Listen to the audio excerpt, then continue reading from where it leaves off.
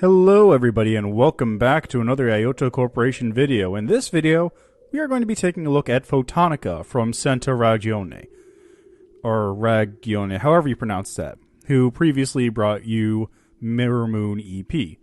Now this game is basically a very simplistic sort of runner game. The game itself is controlled with a single button. You hold the button to run, you release the jump, and you hold again to force yourself to land for making small jumps.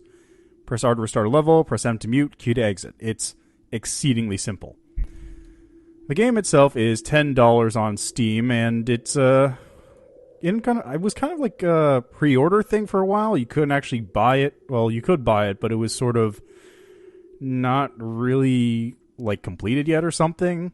This is more functional than the copy I remember getting way back when, but still pretty much remained about the same. Over here you can change your difficulty, which I kind of wish this was like a slider, so instead of clicking through each one, I could actually slide to the one I want right away.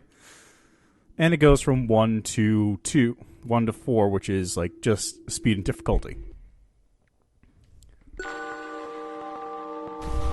Now this is basically the game. You have a very interesting looking black and white world. You press down one button to run, any button, and you just run. Then you let go of the bar to jump, and you just continue building up speed until you get to the end of the track. I'm not entirely sure what those red balls are. Santa Ragione tends to do this thing where they never explain their games, which, you know, works for the most part. Okay, I missed that. Now, one of the nice things is that even if you fail a jump, you aren't done forever. You still have the option of continuing on lower tracks, and there we go. If I get lucky, I might be able to work my way up and out of this. Nope. Nope, I missed. So I fall down into the abyss. That's it for the game, and I can press R to retry. There is an end to this level. Let me see if I can actually get there. It shouldn't be too difficult. Just gotta not miss my jumps.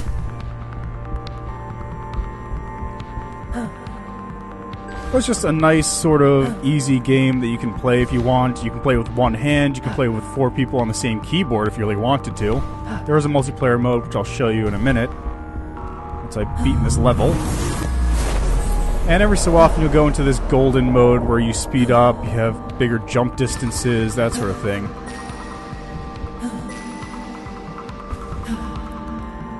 And should be getting close to the end now.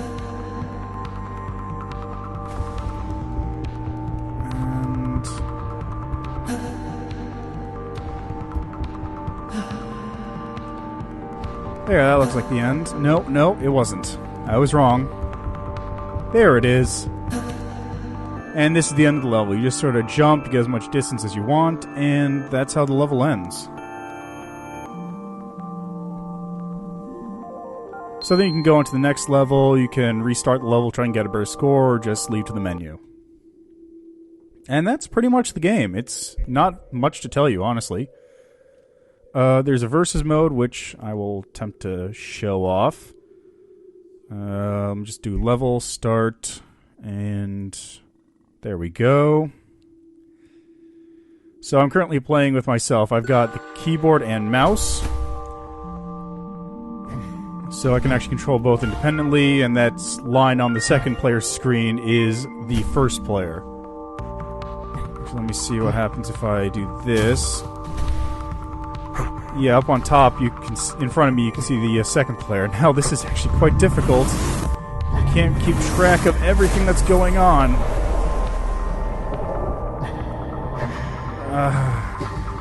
You ever play with 2 screens going on at the same time? It's really hard. Anyway, enough of that. So that's the multiplayer. There are quite a lot of levels. All of them have different sort of themes. Like that one was sort of a strange, I guess, railway track one. This one is sort of like a path with crazy... It's like a Stargate almost. I don't really know if there's any sort of story going on in the background of all this, but it's nice and ambient. It's got a nice ambience to it. You got all this crazy graphics.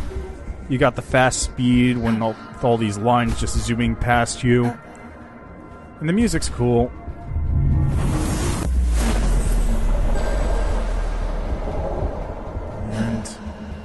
me see.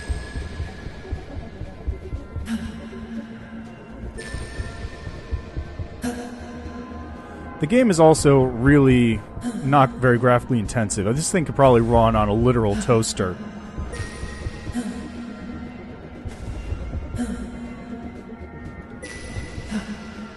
Ah, crap. I don't know how I'm supposed to get up there. And now I think I'm screwed. Yeah, I'm screwed.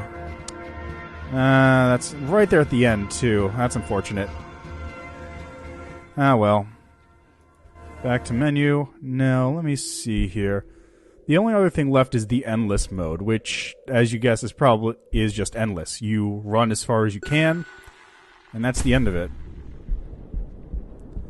It's randomly generated, of course, but pretty much just consists of run along linear path, then land on next linear path after jump.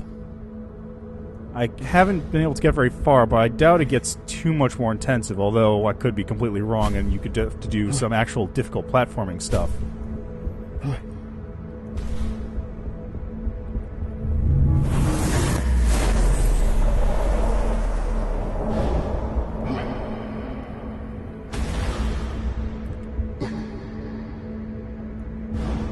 Actually, I think I've already gone farther than I've had before. Yep, got it.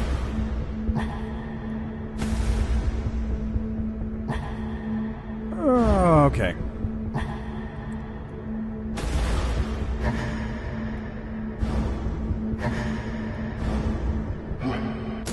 Ah, crap. Okay, that's not good. Okay, well, that's endless mode. You just keep running until you can't, then you try and beat your score again. Back to menu, yes. And that's pretty much the game. It's fairly simple. Options are not very in-depth. You got language, which, again, I would have preferred this to be a slider of some kind, or at least a drop-down menu, so I didn't have to click through. And every so often it will pause to change to other alphabets. There we go. And that's about it. Hands off changes it from, instead of holding down the button to jump, to run, and then letting go to jump, you do the opposite. So your hands off are your hands are normally off, and then you push the button only to jump.